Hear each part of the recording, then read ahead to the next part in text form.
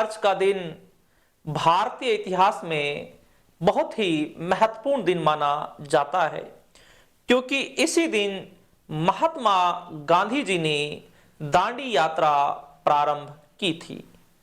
और जो ये दांडी यात्रा थी, यह एक बड़ी महत्वपूर्ण यात्रा थी, क्योंकि इस यात्रा के माध्यम से ब्रिटिश सरकार का, या हम कहें भारतीय सरकार की आज्ञा का उल्लंघन किया गया था। हम बात करें दांडी यात्रा की, महात्मा गांधी जी ने भारत के वायसराय के लिए 11 सूत्रीय कार्यक्रम प्रस्तुत किया था और समय दिया था 31 जनवरी 1930 तक का, और कहा था कि जो ये 11 सूत्रीय कार्यक्रम है, इसे 31 जनवरी 1930 ईस्वी तक स्वीकार किया जाए, जिसमें मुख्यतः लगान को कम करना, शराब पर रोक लगाना और भारतीयों को हथियार खरीदने की इजाजत देना, जो जेलों में राजनीतिक कैदी जो जेलों में बंद हैं उन्हें रिहा करना, इससे संबंधित ये 11 सूत्रीय कार्यक्रम थे। लेकिन भारत सरकार ने 31 जनवरी 1930 ईस्वी तक इन 11 सूत्रीय कार्यक्रमों को स्वीकार नहीं किया। और उस समय महात्मा गांधी जी ने कहा था, मैंने रोटी मांगी थी और मुझे रोटी के बदले पत्थर मिले, इसी समय कहा था। इसके बाद महात्मा गांधी जी ने, इसी समय महात्मा गांधी जी ने कहा था कि इंतजार की घड़ियां अब समाप्त हो चुकी हैं, और महात्मा गांधी जी ने आगे चलकर 12 मार्च 1930 ईस्वी को एक आंदोलन चलाया। अपने अहमदाबाद आश्रम से अपने 78 साथियों के साथ महात्मा गांधी जी दांडी यात्रा के लिए चल दिए। दांडी जो स्थल है वर्तमान में नौसारी जिला गुजरात में स्थित है। तो महात्मा गांधी जी अपने साथियों के लिए चल दिए। जो ये यात्रा थी, जो ये दूरी सी थी, ये 240 मील की दूरी थी। जैसे जैसे महात्मा गांधी जी आगे चलते गए और महात्मा गांधी जी का काफिला बड़ा होता गया।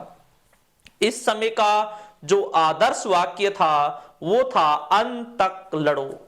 इसके बाद महात्मा गांधी जी 5 अप्रैल 1930 ईस्वी को दांडी पहुंचे। दांडी पहुंचने के बाद महात्मा गांधी जी ने 6 अप्रैल 1930 ईस्वी को मुट्ठी भर नमक बनाकर ब्रिटिश सरकार की आज्ञा का उल्लंघन किया।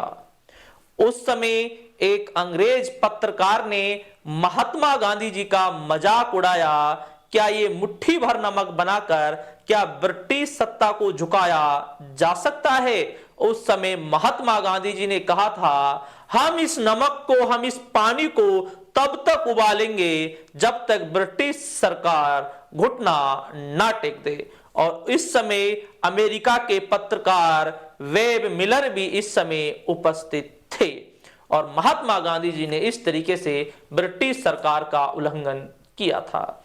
और इसी समय वानर सेना और मंजरी सेना बच्चों ने बनाई थी। वानर सेना लड़कों ने बनाई थी, मंजरी सेना लड़कियों ने बनाई थी। इस समय जो यूथ थे उन्होंने बनाई थी। और इस समय दिल्ली में और सीमांत प्रदेशों में ये आंदोलन चलाया गया था। इसके बाद महात्मा गांधी जी को गिरफ्तार कर लिया जाता है, और महात्मा गांधी जी की गिरफ्तारी के बाद इस सविनय अवज्ञा आंदोलन का जो नेतृत्व किया था वो अब्बास तैयब जी ने किया था। और भारतीय इतिहास में ये सविनय अवज्ञा आंदोलन बड़ा महत्वपूर्ण आंदोलन है, जिसने भारतीय लोगों को बहुत ज्यादा जागरूक किया और अंतरराष्ट्रीय मीडिया का ध्यान भारत की ओर केंद्रित किया। और इस समय महात्मा गांधी जी ने कहा भी था कि हम जो लड़ाई लड़ने जा रहे हैं, अंतरराष्ट्रीय मीडिया और अंतरराष्ट्रीय लोग हमारा साथ दें। ये लड़ाई हमारी नहीं है, ये आप सभी की लड़ाई है। इस समय महात्मा गांधी जी ने ये कहा था। शुक्रिया, धन्यवाद और जय हिंद।